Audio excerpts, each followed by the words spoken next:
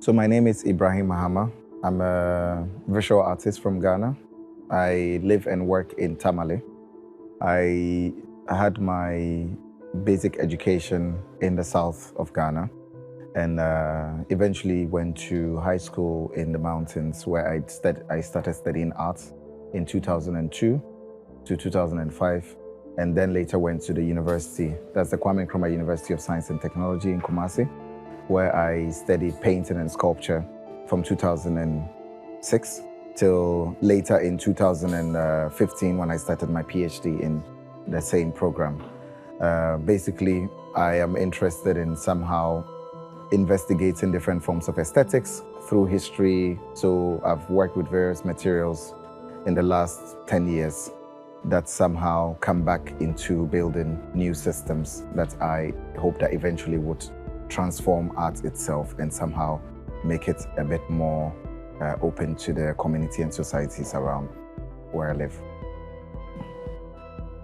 Well, my job is that I'm an artist. Yeah, I don't understand what it means necessarily to be an artist in this context, but all I know is that I am trying to take a different sense of responsibility for things within the art field, and in that case, it's allowing me, for instance, to go into spaces, to be able to enact actions that ordinarily maybe an artist would think, oh, this is not my job or duty, because a lot of art ends up being very symbolic, and I somehow want to be able to make art that somehow transcends the boundaries of those symbolisms into actual realities.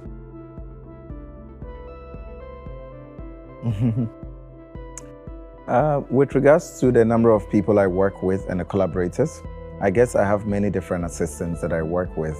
My first assistant was one of my friends, Benjamin. I still work with him very much. And my second assistant was Francis, who I still work with very much, that we travel to Nantes together. Of course, I have many different assistants in the studio, both ranging from family members to like people that I've met or people that work in the civil service or whatever, because the work that I do also involves actual people living in actual conditions. Because traditionally in modern art, in the production of work or art, there was always this sense of, a divide between life and art in itself. But I'm very much interested in how life in all of its intricacies are somehow implicated within the works that we produce. So I try as much as possible to bring that to the work through the people I work with, the collaborators. So if I have to go to the railway, for instance, I've done a lot of work with people at the railways, where I work with the railway workers themselves in order to be able to produce aspects of the work. Or some of the cabinets that you see here are produced by carpenters that we work with to produce parts of the institutions that we're working on, or the librarians from the university where I collected the shells from for the vinyls. So in terms of work, I think anyone could be a collaborator and could be an assistant or contributor to work. So I try and expand it as much as I can. Yeah. These materials have been inspired by a long series of, I guess, research that I've been doing in the last 10 years or more. When I was finishing university in 2000 and I guess 2010, I was beginning to be interested in collecting objects and materials from around Ghana.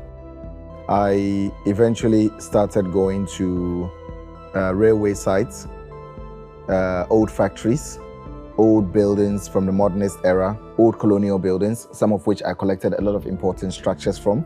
So some of the windows and doors that you see here are inspired and informed by some of those spaces that I collected back then. And I kept them in the studio for quite a while. I wasn't really sure what to do with them until this show came up like a couple of years ago. And I was constantly thinking, going back and forth. Of course, I was also first interested in the history of textiles in relation to Nantes and all that. And at some point I thought, oh, wouldn't it be interesting to somehow combine fabrics which are, for instance, associated with music, high-life music that was made in the post-independence era versus, let's say, infrastructure, doors, like windows that were somehow in these homes and then combine them into one. So I'm more or less interested in collapsing. And the color was more or less, because in a lot of my work, it's mostly very gray and dark, but for the first time, I wanted to use a color that was somehow very bright in a way. So I went to the markets in Tamale to buy these fabrics to produce this work. And I had a color of fabric in mind, which was dark. But when I got there and I saw this pink colors, my eyes just popped out and I was like, wow, like this is beautiful. I want to work with it. And I didn't think about it. I just went for it and then used it in the production of the work because I wanted this kind of contrast between the material and the wood. Also in relation to, because a lot of the vinyls that we're using here, the covers were made to be very graphical and very attractive. So I'm very much also interested in how the work also reflects upon that aspect of the work. Well, when we make art, I believe that the work that we make, always there's supposed to be some kind of longevity to it. So I'm very much interested in that. I want the work not just to be able to survive time itself, but I want it to be able to transcend time and to be able to travel back into time. Because that's why we have the vinyls within the space, and we have the objects which are coming from these old buildings from the last 7 decades, versus the 2 videos which are presented in this exhibition also goes back into the history of architecture, particularly in relation to the relationship between Eastern Europe and then, let's say, West Africa. Buildings and spaces that were built within that same era that were never used, that through art and political action, we can be able to bring them back to life. And for instance, be able to present the context of some of these objects within these spaces. Yeah. So I guess what we are doing, in a way, we're almost acting as if we're time travelers, in a way. We don't have a moment in time. We can be anywhere in time, and art is the medium, is the vessel that allows us to be able to go anywhere within the history of time. Yeah. Okay.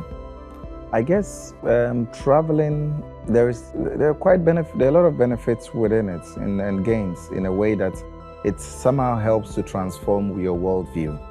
For me, that has been very important. It's been one of the most important things within my work, because each time that you travel, you realize that you realize more and more the conditions, the inherent conditions within the world. And it also reminds you of how much we are all so interconnected and how much more work that we need to do in order to be able to resolve some of these problems that we have in the world. Of course, sometimes when you're home or you're in places and you have conversations with people and realize that they have certain conservative views about life and about like the world and society, you mostly don't turn to blame them so much, because I always feel like they are somehow limited within the scope of the geographical boundaries that they find themselves in. But being an artist and being able to access different parts of the world through art and through culture is very different, rather than if I was a businessman who was traveling around the world, going to the Middle East or America or Europe to do business. You're not as sensitive because you're only going as a medium of extraction. Whereas as cultural practitioners, we are more or less like people who are trying to understand. We are points of transitions within this. So it certainly allows you to be able to absorb a lot more than what someone would do ordinarily. Well, the link between the work and the history of Ghana is that the work comes from the history of Ghana, materially, because all the objects I work with are objects that I have taken from Ghana that existed in time in the past, which I take because a lot of these things will be discarded or destroyed, but I'm interested in ways in which we can read new meanings out of them in a way. But it doesn't mean that the work talks about Ghana alone. I'm interested in how the work through coming from Ghana creates a portal for us to be able to look at, let's say, global conditions. But certainly the work comes from every material that you see here are coming from Ghana. For instance, this furniture, there were furnitures that were made in the early 20th century that was used in like homes. For a long time, they went extinct because it was almost impossible to find them. But today, if you want to find them, you have to go to villages where people still keep them. And I've been collecting them for quite a while because I wanted to use them as a medium to connect within these institutions that I'm working on in Ghana for the furniture and other things within these spaces. So I thought it was interesting to somehow to bring it in the context of this exhibition. So as every other thing that you see. So there is a lot of meaning within that in relation to that specific history, but there is a lot more that it can tell about global histories and all that. Well, I guess when it comes to the spectators, in terms of connections and links, people can I always leave it for people to decide how they want to read the work and the meanings within it. Yeah. So I personally, as an artist, I don't put too much effort into that aspect. I think that my duty as an artist is more or less to be able to make work that is open enough for multiple audiences to be able to read meanings out of it, regardless of the geographical boundaries and all that. But first and foremost, I'm interested in the work, the discourse that the work comes with, and how possibly if it's shown in Nantes or versus Paris or Marseille or in London, how different people with different histories and conditions are going to read this same work. Well, in the selection of the fabric, in the beginning, I was collecting old fabrics, and then in exchange for new ones, I was buying new ones in exchange for the old ones, and I was using the old ones to produce a lot of the early work. But in the context of this exhibition, I wanted to use some of the newer ones in the production of it because it was also inspired by my own research in terms of some of the designs that I was working with in the beginning. So if I go back to some of the early images, you would find that, oh, there are images of, for instance, the images of fabrics that have rips and tears within them and all that. But within the context of this exhibition, I thought, oh, it would be interesting just to be able to work with the new, because I'm also interested in how you take the new, you rip it apart, and then you refragment it, because you realize that in the panels, it's like one fabric, but the fabric is distorted. It's like we've cut it into different sections. If it was a piece of clothing that you had to wear, it would be quite unpleasant because it's almost the same. There is no sense of, what's the name? Not symmetries per se. There's no sense of continuity within the pattern. And I was interested in that idea of breaking the continuity within the pattern from this idea of collecting the old fabrics which were already somehow damaged or destroyed in such a way that as a designer, you would never really think about using it to produce a piece of cloth because you always go for the new. Whereas I'm thinking more about the old and then the memories that are embodied within that.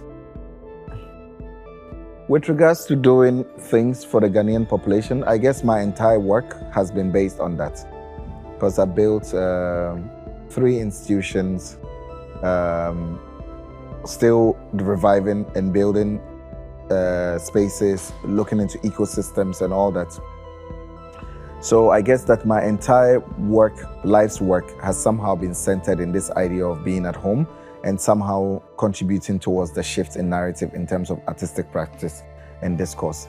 So with regards to the idea of charity, I think that my practice in itself is a sacrifice and it's a charity work. But I don't also like to think of it as a charity project. I like to think of it as a project that somehow has allowed me to rethink about the responsibilities that comes with being an artist and also being a person who lives in a community.